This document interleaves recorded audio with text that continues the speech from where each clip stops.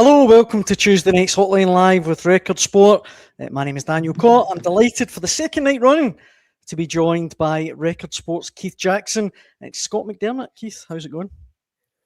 Yeah, good. I was just explaining before we came on air, new phone, and I'm too old to work it.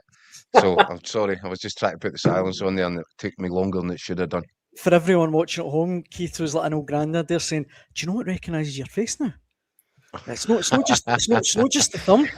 I've had a thumbprint. You've got to understand that the Daily Record tech department has had the phone that I've just kind of traded up from was an iPhone 6.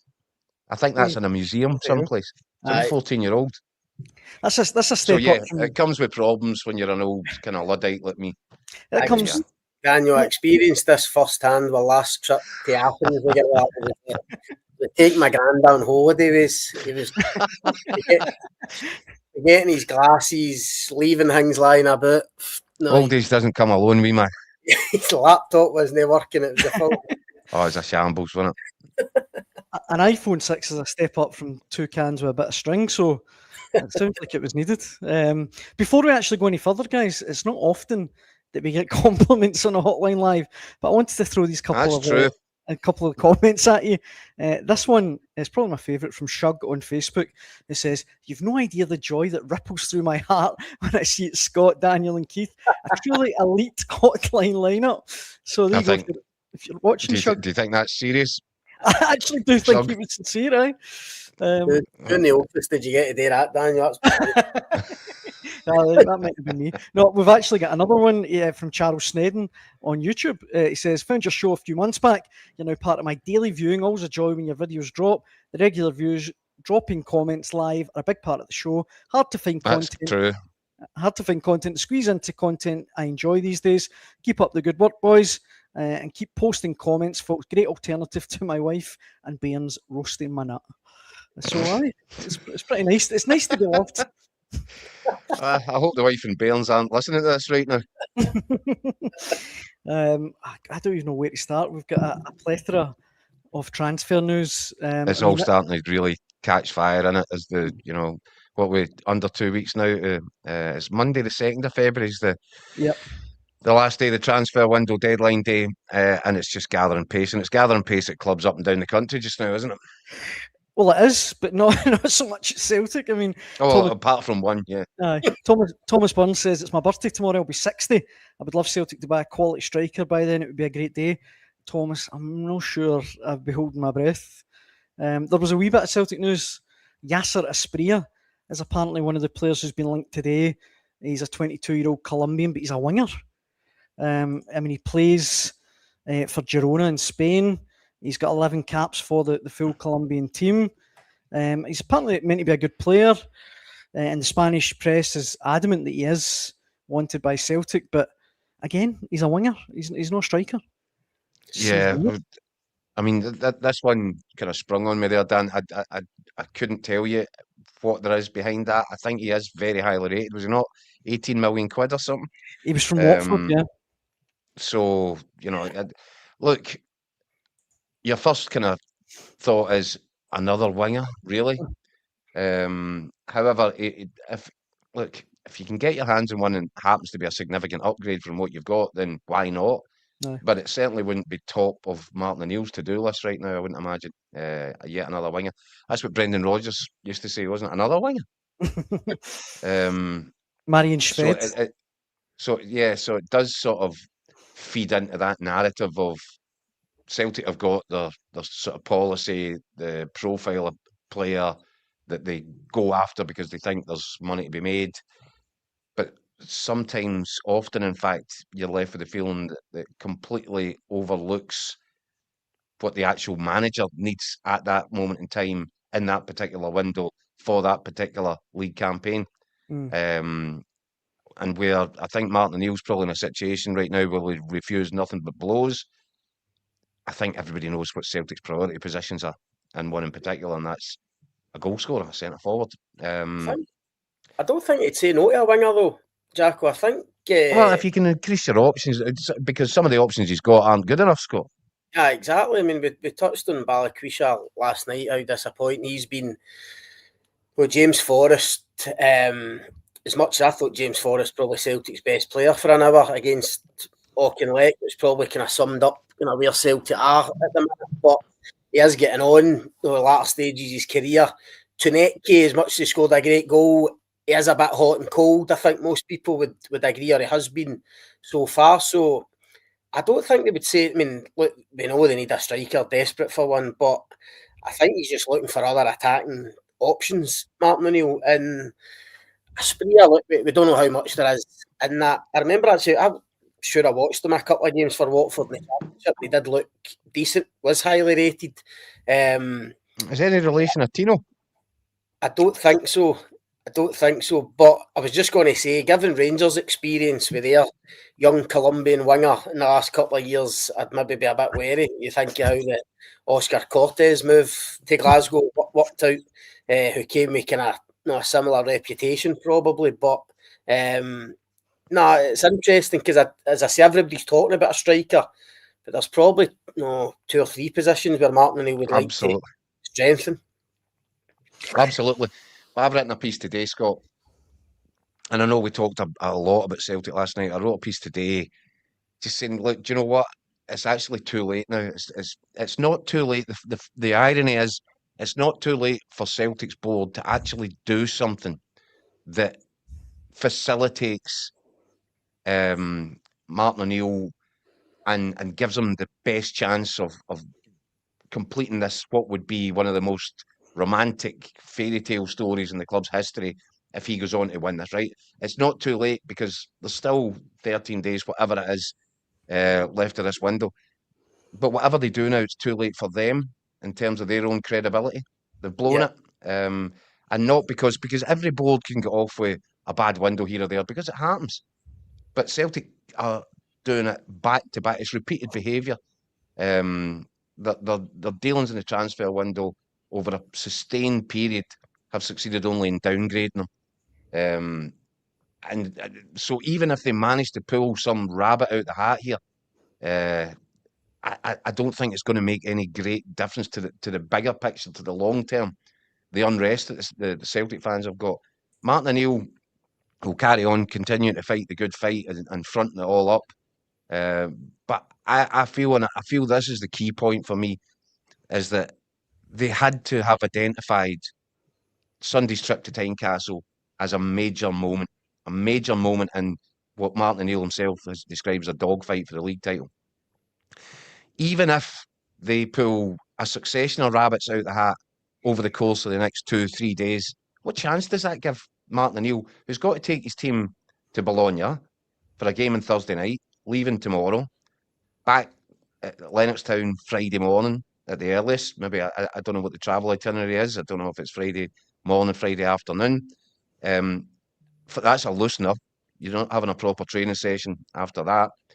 So you're left with maximum 1.5 training sessions, proper training sessions, to assess who's just come in the building and to work out whether or not they're ready to play in a game of such potentially monumental importance. That, for me, that's a red line that's been crossed by the Celtic board. And whatever they try and scramble together from here on in, it's just not going to wash with a support that's completely fed up.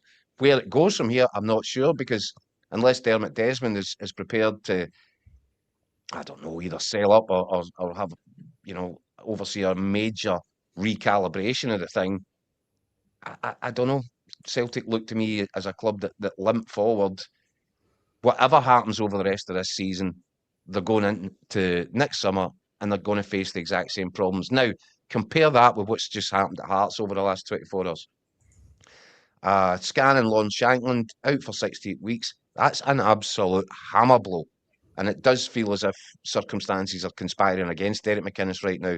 Losing Cammy Devlin, Benny Beningame not available for the game against Celtic. Now Lawrence Shankland, the captain's out.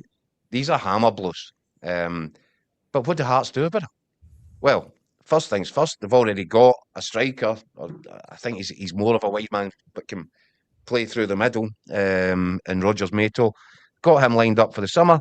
Bang, advance that. Give them an offer. Get him here. And I think there's obviously paperwork issues to go through. But you would imagine Hearts are so well organised. There's every chance that he could be there or thereabouts for this game on Sunday. So that gives them more options. They can play Claudio Braga through the middle. They've got now more options in the wide areas at the final third. And then we learned earlier on today, there's also moves getting made to try and get a guy, Lauren Mendy, out of Forest Green as a midfielder who would cover, you know, a problem area, because Cammy Devlin has for me been a real, you know, I think probably front runner right now for Scotland's Player of the Year. So to do without him for a sustained period is far from helpful. But look at how well organised they are. They've got all their ducks in a row. They're ready to press buttons. And I think that Celtic fans will look at that and say, well, why are we scrambling about in this manner? You know, 2 weeks into a window which was always going to be of crucial significance, and all we've managed to get is a lone player in to cover it right back.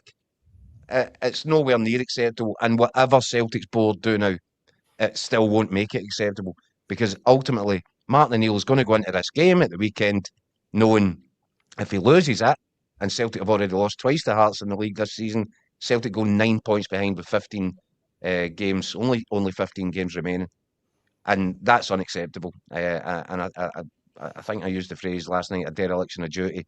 That's exactly what it is. And you, Scott, you used the words, it was disrespectful to Martin O'Neill, and I completely concur with that.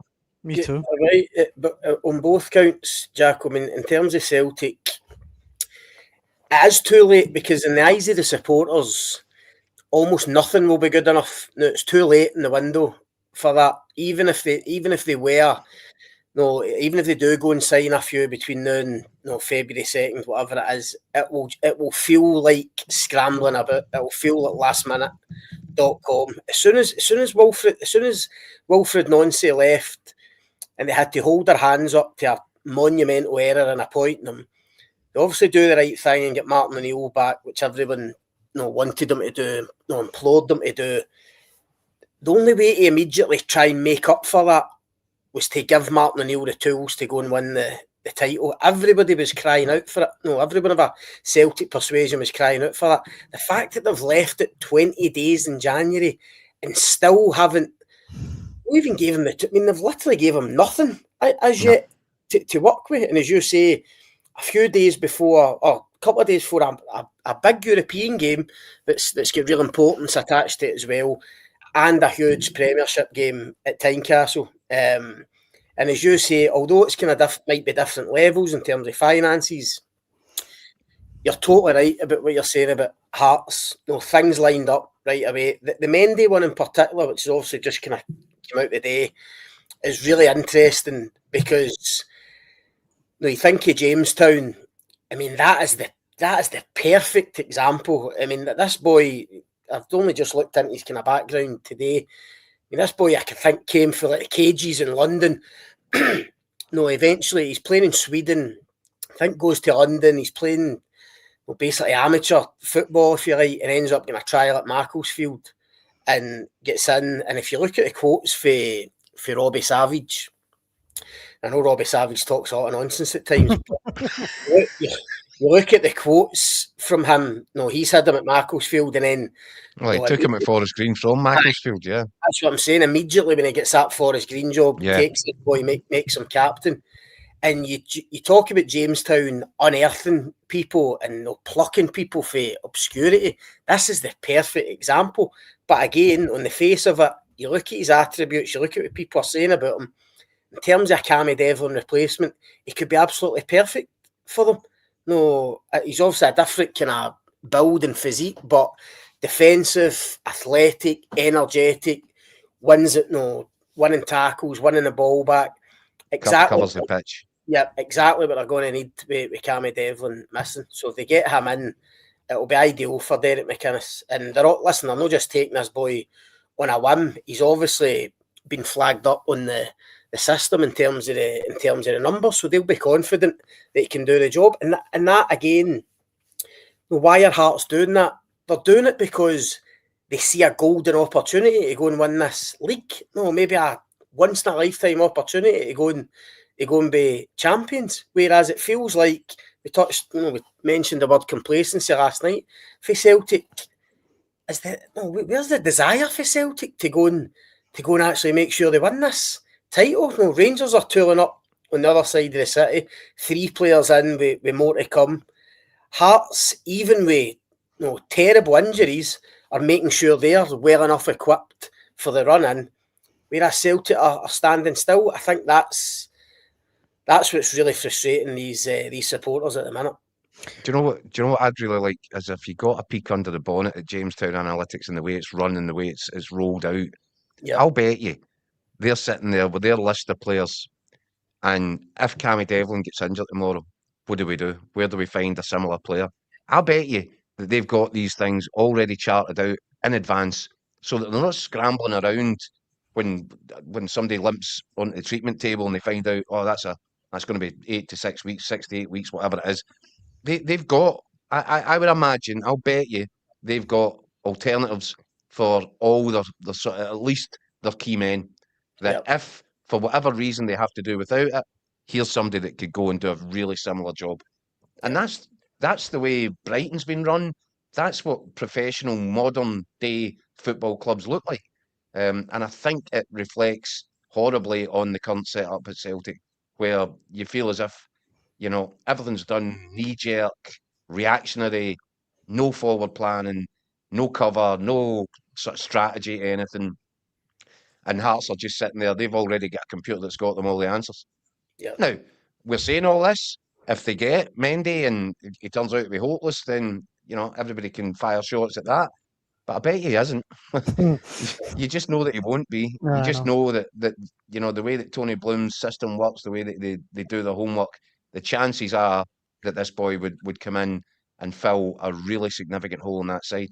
And with the wider options that they've increased, they can look at playing Claudio Braga more central. And who's to say what looks on the face of it like a shattering set of circumstances for Hearts?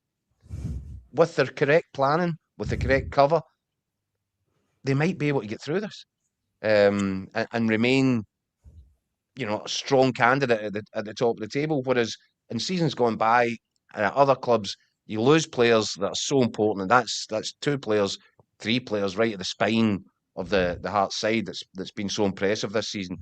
You would think that automatically kind of wallops them over the head in terms of contention, but maybe not. Maybe because that they have put so much work into the organisational side of stuff, they're ready to roll. They're ready to keep on advancing, and that'd be really impressive if that turns out to be the case. Yeah, and also a couple of comments coming in there talking about these guys might be rubbish coming in at Hearts. They might be, as you say, it's unlikely, but they might be. I tell you what, at least at the end of the season, if Hearts don't win the league, we'll not be sitting there saying, I wish we'd have given it a better go. Do you know what I mean? I wish we'd have done things differently. As you say, they're organised, they're prepared. No, they're reacting or they're having to react to adversity. So they're going about it the right way. I don't think the Hearts fans can complain that they're no giving it everything to try and win this title. If Celtic don't win it, will their fans be able to say the same? Absolutely not. Well, I think Scott as well, that the kind of success rate, the hit rate of Jamestown would suggest to you, it gives you a comfort blanket, doesn't it? The work has gone in, the data is all available, they've assessed the risks, and the chances are, with a Jamestown approved sort of signing, he's going to be able to come in and do exactly what you would want him to do. Whereas, the Celtic thing with Balawisha and all these others, it really is. It looks, as opposed to Hearts, which is structured and clear and clarified, Celtic are throwing muck at the wall and seeing what sticks. And that seems to have been the transfer strategy over an extended period of time, which is why, however this works out, even if Martin O'Neill can somehow manage this, and it would be like a modern day, and not a miracle because Celtic are so much more financially stable and robust than everybody else in the country. But it's almost a miracle, isn't it, for a guy at 73 to be pitched into this mess on the back of everything that's happened. And if he can somehow find a way of keeping Celtic in pole position or getting them into pole position and getting over the line first, it will be one of the great all-time stories from a Celtic perspective. But he's doing it, against all odds here, rather than with the help and backing of an organised, structured, cohesive footballing unit. Also, the thing is with Hearts, Jacko, no, they're still doing this on a budget. Remember, Yeah. compared to the old firm. I mean, Their budget's it's good, it's healthy, but it's minuscule compared to them. Exactly. I mean, they signed this boy with Forest Green Rovers in the National League. I mean, if he does turn out to be hopeless, what have they lost? I mean, what are they going to pay for somebody? I mean, it was nominal fee, probably similar to Matos, who they're getting in. They're trying to get in just now, as opposed to the summer. Again, it'll not be a massive fee. I think that deal's done. It's just penned in the paperwork now, Scott. Yeah. So that I think that has been signed and sealed. Aye, so it's no like a Balikwisha coming in for 4.5 million, and it doesn't work out, and suddenly it's a big dent in the budget. No, Hearts are doing this. It's not a chumity. Aye, exactly. No, they're doing this prudently, and that's why talking about Celtic going and win it, how miraculous it would be. Let's not forget this Hearts team. Their first year after Tony Bloom's investment and introduction of Jamestown, if they go and win this league, it would be absolutely incredible. Given everything that we've said about bringing players in, injuries, plucking guys from non-league, the Norwegian second division for Braga and Kizaridis, people like that, it would be incredible if they pull it off. Oh, listen, there's fairy tales waiting to get written all over the place right now, isn't there? So yeah, sorry, Dad. We've got plenty of comments coming in, but we will have other transfer news afterwards from Aberdeen, Kilmarnock, Rangers, all over the shop. So we'll come to that in a wee second. But let me throw some of these comments at you. I was getting excited about us getting complimented, guys, but Ian says, "Where's Mick? I want to know what's happening at Celtic." And Martin says, "I think Mick's out looking for a striker. He's actually in Bologna, so there you go. Hopefully you're from tomorrow." The S&P Goon Platoon says the ultimate would be Hearts going to Birmingham and asking Kyogo, and he said yes. The Green Machine says St Martin will need a few more miracles. That's if he's to carry on. He looked tired on Sunday. Your Loyal Muppet says the board is completely oblivious to what's happening at Celtic. It beggars belief. This one actually I want to get your guys' take on. Frank says near complete waste of money. £11 million on Engels. Supposed to be a good player. He was linked last night in Germany with RB Leipzig, who apparently have him on a list of potential midfielders. I don't really get the hate for Annie Engels. Okay, he's maybe doesn't look like your record signing, but I think he's a decent player. Is it the price tag, Scotty? Is it just I think so. Too much of a burden? Aye, that's fair. I think so. It's a hard one, Arnie Engels. I mean, he's still only 22. Yeah. 20, still fairly young. Do you know what I mean?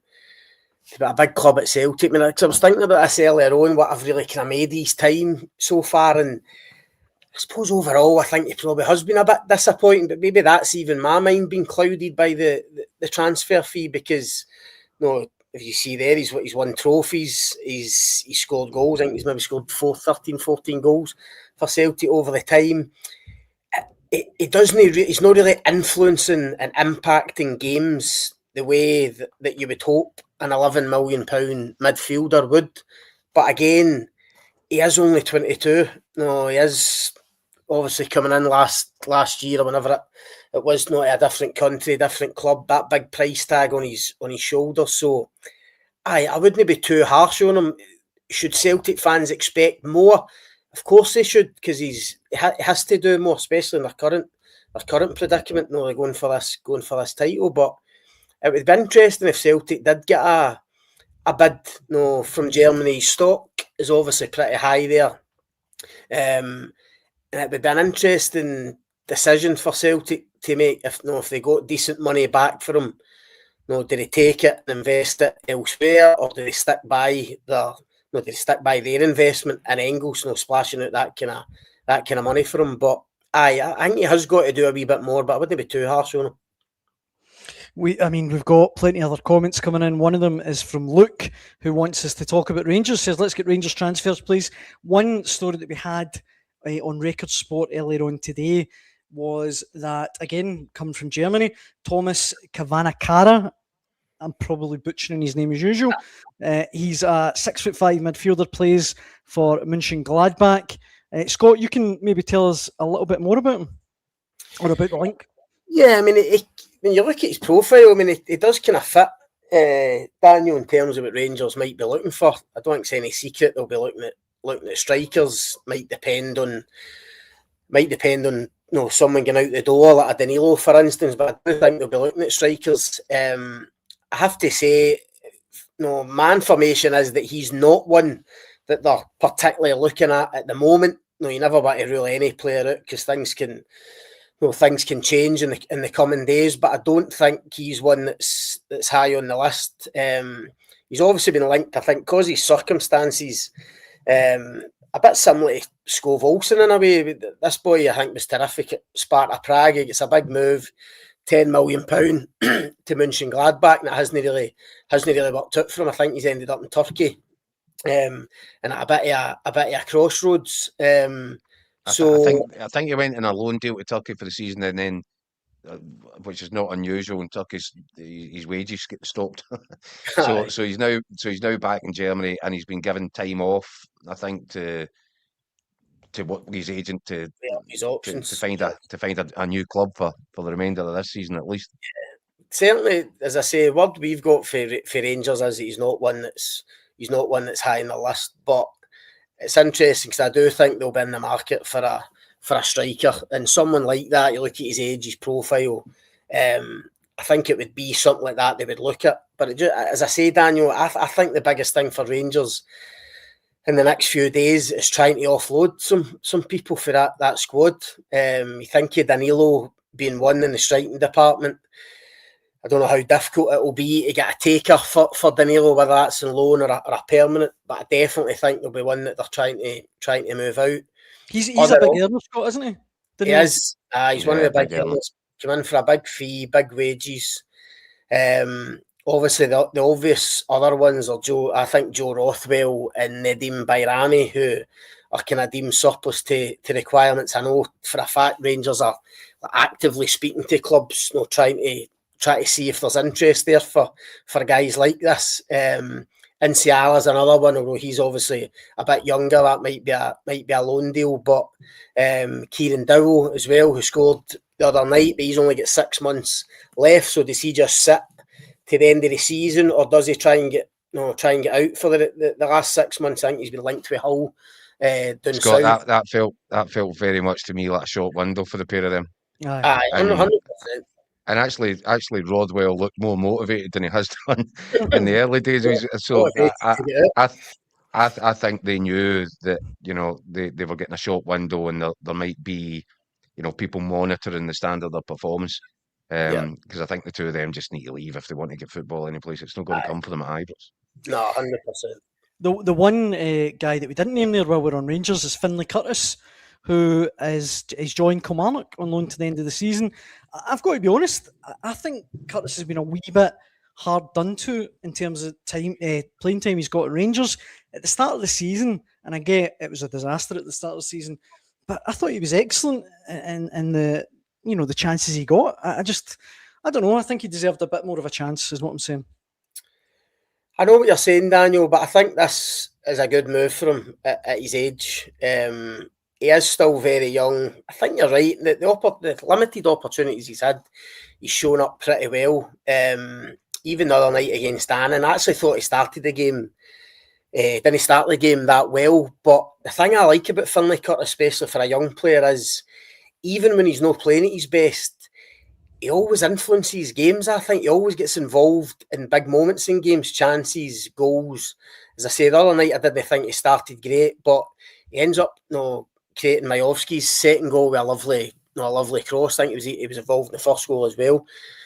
He scored a couple of big goals at the start of the season when Russell Martin was in charge. So there's definitely a talent in there. But when you think of Rangers bringing new players in, you think Skov Olsen is the perfect example, who's obviously going to play wide. How much is Finley Curtis? How much time is he going to get on the pitch between now and the end of the season with Rangers going for this?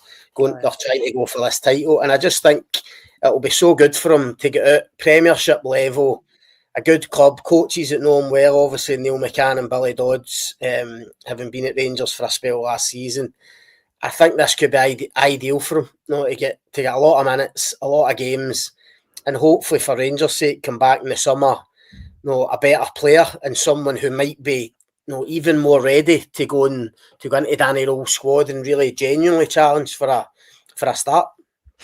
I think that's the way the development model should be working, Scott. You bring your best boys through, bleed them into the first team when you can, give them that opportunity, give them a taste for it, and then say to them, right, do you know what? You need to get away now and get 30, 40 games under your belt, understand man's football, understand this league. So I think loaning domestically is a good idea as well, and loaning to teams in the Premier League is a good idea, the Premiership. Yeah, so I agree. I can see a lot of positives, and I do also agree with you, Dan, to be fair, that from what little we've seen in the Finley Curtis, I'm not sure that he doesn't look like a better bet than some of the guys that Rangers have brought in the wider areas. I agree. So I think he's probably a little bit unlucky, but I think that's part of the price of the ticket when you're a young boy trying to get through the system at clubs where you know they're going to spend money on people that they would want to see a return for that investment in your position. You might have to play second fiddle a little bit. I think he's been unlucky through circumstance, but I think going to work with Neil McCann at Kilmarnock, where he will get regular game time, it will give him the opportunity week after week after week to say, look, I should be playing in that team. Yeah. Sorry, Dan. The great thing about Curtis, I think, is his attitude. His attitude and his work rate and his work ethic, I think, have really stuck out since he got involved with Rangers first team, and that will stand him in good stead. Going in loan, I expect, like Jacko says, I expect him to go to Kelly and really force his way in there and play games, play regularly, and actually have an impact for them. They're obviously trying to stay in this division. So for all of those reasons, I think it will be a really good move. It maybe is a wee bit harsh on him. I think you could probably say the same about Lyle Cameron, although he's a bit older. And I watched Lyle Cameron the weekend in the Aberdeen Cup tie against Raith. He was the best player on the pitch, but comfortably. Aberdeen fans were delighted with him. The best player on the pitch, and that's a boy that's can't be fully fit because he's not had a lot of game time at all. He's had a couple of niggling injuries at Rangers, but he goes there first game, and I thought was a level above Aberdeen's best player on the day. And at times this season, when you've watched Rangers, even myself speaking to supporters and that, they've wondered, how can this boy not get in? They've watched Asgard struggle at times, Diomande struggle at times, other guys have been tried in there, Rothwell at the start of the season. Cameron looks a better bet than some of them, but just hasn't had that opportunity, especially since Danny Rowe came in. Rowe seems to have kind of settled on that kind of Raskin, Barron, Diomande midfield. Obviously Chukwuani's going to come into that, and maybe one other before the window closes. So he's maybe been a wee bit unlucky in terms of just limited opportunities, but that's why these moves are good. I agree with Jacko. I think loaning domestically can be really good. You can properly keep an eye on them. They get really good exposure in the Scottish Premiership, as opposed to if they go to League One in England, for instance, where you don't see much yet. So I think the loan moves will be good for those two boys. Listen, just one last thing on Lyle Cameron. I mean, how's your luck? He moves to Rangers. Russell Martin becomes the manager. Russell Martin clearly didn't fancy him. He then had injury issues to try and get over. And then I believe that just when he was ready to return to the first team, they went that hill walk up Loch Lomond and he did his calf. Well done, Russell Martin. So he's paying a heavy price. That's mad. In the comments, the Goomplatroon says Curtis and Cameron should have been kept till after this European game, give them a chance, see what they could do before they left. But James says Curtis is a great backup, but at his age, he needs more time in the pitch, and he won't get that right now with Rangers. Luke says Curtis and Cameron will come back better, fitter players. But Chris says he's too lightweight, Curtis. He'll be at Dundee in 12 months, no good enough. That's just maybe the most pessimistic view we've had tonight, but there you go. We've got transfer news coming from everywhere, Keith. Everywhere. Most notably Aberdeen now. Liam Morrison has joined. He was previously on the books at Bayern Munich. He was at Celtic as a youth player, then went to Bayern Munich. Well, that was a big deal at the time, wasn't it? Because he was really so highly rated, and everybody had really high hopes from him at Celtic. And then the next thing, Bayern Munich just came in and took him away. Exactly. So I think he played a lot with Bayern Munich's kind of B team. Got a decent number of appearances there. Then went to England on the English Championship on loan. Obviously picked up by QPR.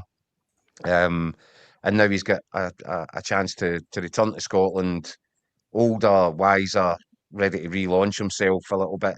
Bear in mind, I think he played to get caps with Scotland's under-21s at a young age as well. So, I think that'll be a really interesting one just to see what he looks like, given the breadth of his education, given where he's been brought up now at Bayern Munich. There could be Aberdeen might have just got themselves a potential gem there. And we're also monitoring reports that there's a potential for Toyosi Olusanya, who made a decent impact at St Mirren, moved to Houston Dynamo, sorry. And he looks as if he could be on the way in at Aberdeen as well for at least the remainder of this season. I thought he was a really good player. Well, yeah, and so if they get these two right, I mean, you've got to say whatever you think, or whatever I might think of Dave Cormack and the way that he runs the ship up there, which I don't think is always as impressive as it could be. I tell you what, you can't blame the guy's ambition or fault him for the way that he wants to back people and try and make deals happen. And I think, I've been critical also of the fact that Lutz Pfannenstiel, sorry, has been on Aberdeen's bench. But I think it'll be Pfannenstiel's contacts that have probably opened that door for Liam Morrison's potential move. You would think that there's probably a bit of networking going on there in Germany that's made this look like a really potentially attractive situation for both parties. And by all accounts, he's very highly thought of in Germany, although he didn't quite make the grade at Bayern Munich. That's no disgrace. Slight against him. I've spoken to him a few times, Daniel, with Scotland under-21s, and with an old head on young shoulders. I think that experience, obviously moving away early to Munich, just experiencing that, even I think there was wee kind of different spells when he was in and around the kind of first team squad, for like cup games and stuff like that. So that done him the world of good. He's obviously been in the Championship in England now as well with QPR. I agree with Jack. I think it's a real sensible move for Aberdeen. Could be really positive for them. And I listened to Pfannenstiel today talking about the Morrison sign. I quite liked when he said, no, he's obviously being Scottish. He says this is the kind of route that we want to take the squad. And I thought that was interesting because I think a lot of people said they're looking at that sporting director and thinking of his contacts in Germany and elsewhere, there are going to be more foreign players coming into Aberdeen.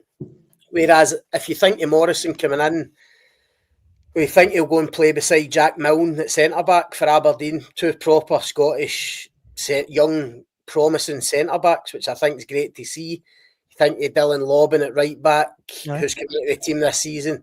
Mitchell Frame, who got his debut, who they signed for Celtic. Well, 4 young Scottish defenders with real promise. I love to see that. And even though Olusanya is no Scottish, again, I think it's encouraging if they're looking at guys who have done it in the Scottish Premiership. And it might just be a change of direction for Aberdeen in terms of how they're going to recruit. Because there has been a lot of kind of foreign players come in and haven't really set the head on fire here, and they're going to need to get rid of a few, obviously, as well, to kind of balance it up. But I quite like the sound of those two signings. The only other name that I've got on my little transfer list here, Keith, is Tawanda Mazwanisi. I can say it tonight. There's been a lot of comments on him in our comment section, basically just debating whether or not he'd be good enough for Celtic, how much he should cost, and reacting to your comments last night, Scott, saying that, he's on Celtic's doorstep. It's not like he's come out of nowhere. This could have been done weeks ago. Is he one that you guys think Celtic could still win for? Or I'm asking you to look into a crystal ball, I get that, but Celtic fans need something to cling on to. Do you know what I think on this? I think that once again, there's that attitude, and I think we've seen it backfire before, where, do you know what, leave that one. You've seen the last day of the window if we've failed everywhere else that we've looked. We'll just go and get him.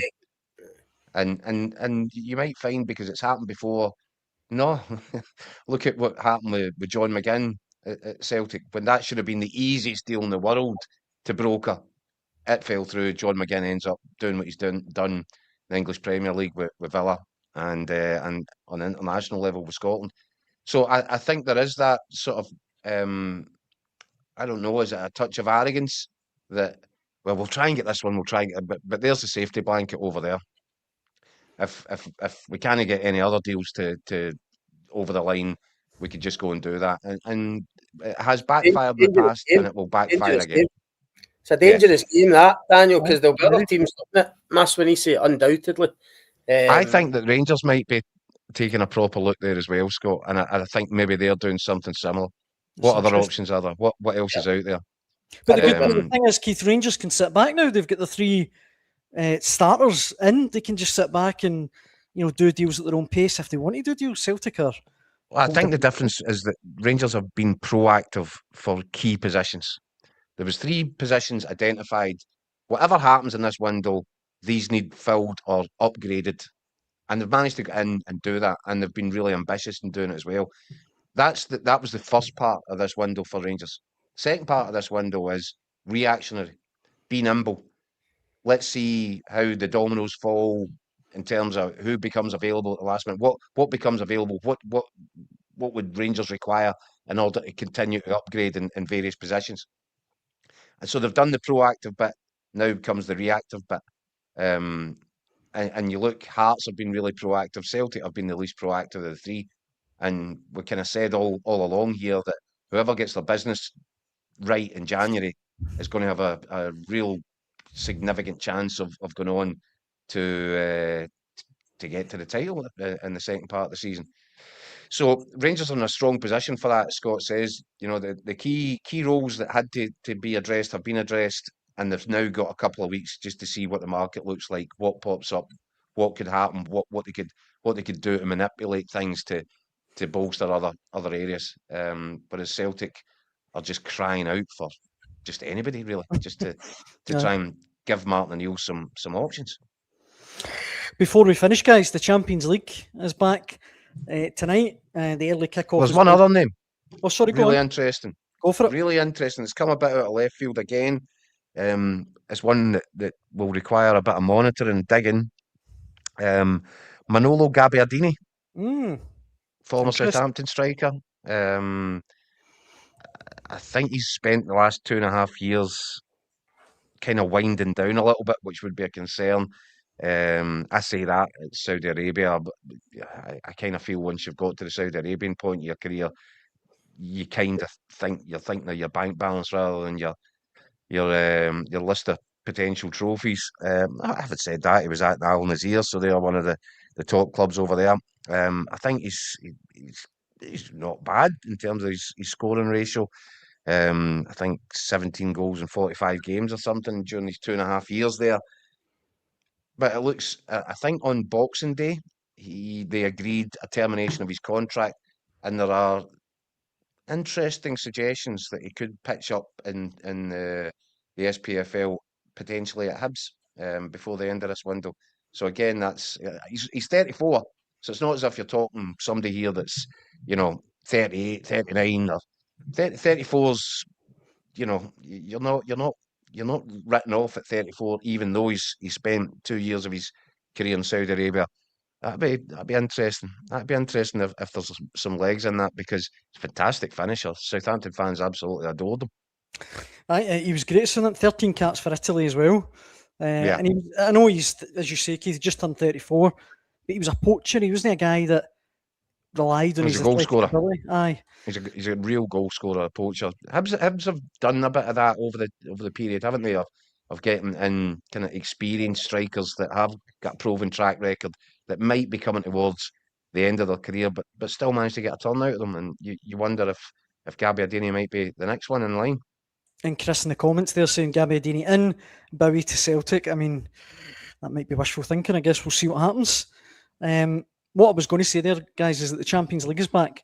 The early kick-off tonight is Bodo Glimt against Man City, and it's 2-0 to Bodo Glimt at half-time. Wow! Some score in it. Well done, Dan. You've just chased half the audience away. No, listen, What a scoreline that is. That's unreal. I know, that's incredible, eh? They keep bringing up shocks in the Champions League. Who do you think will win the Champions League this season, actually? Just out of interest. Oh, good Don't all rush question. at once. I'm going to stick with kind of the team that impressed me or has impressed me most over the sort of calendar year of 2025. It need to be PSG. I guess. Hard to see past him. I wouldn't really Arsenal, Daniel. Good shout. Very, very strong. I mean, it'd be an incredible achievement if they were to go and win Champions League and the Premier League. They look certs for the Premier League at the minute, but that's I don't think they're anywhere. And I know that they look as if they're odds on to go and win the English title. I don't think they're a patch on PSG, Scott. Hard to beat though. Hard to beat. Aye, very hard. Yeah. I just think the options they've got, the squad's so strong. I know obviously they can get injuries and stuff, but it just seems whatever team they put out at the minute, as you say, Daniel, looks so hard to get the better of and break down and score against. They've obviously got the set piece weapons as well, which when it gets to the last stage of the Champions League and its fine margins could be crucial for them. I wouldn't rule Arsenal out at all. Wilkinson in the comments says maybe Kyra Almaty. Who knows? Who knows? I think that brings to the end of Tuesday night's Hotline Live with Record Sport. Thanks again for all the comments. They've been brilliant as usual. We really appreciate it. We'll be back to do it all at 6 p.m. tomorrow. Scott, hopefully with a couple of special guests. Well, I was going to say a couple of special guests, but Scott, you're just here every day now, eh? Special guests. That means I'm coming back on tomorrow again, right? In what way do you think you're special, Scott? Oh, don't start. It's hard to imagine someone being more special than Scott, but we do have a couple of special guests lined up, so hopefully you can join us then. But for now, Keith, Scott, it's always a pleasure. Cheers, Daniel. Cheers, guys. Thanks for watching at home. Hope you can join us tomorrow. Cheers.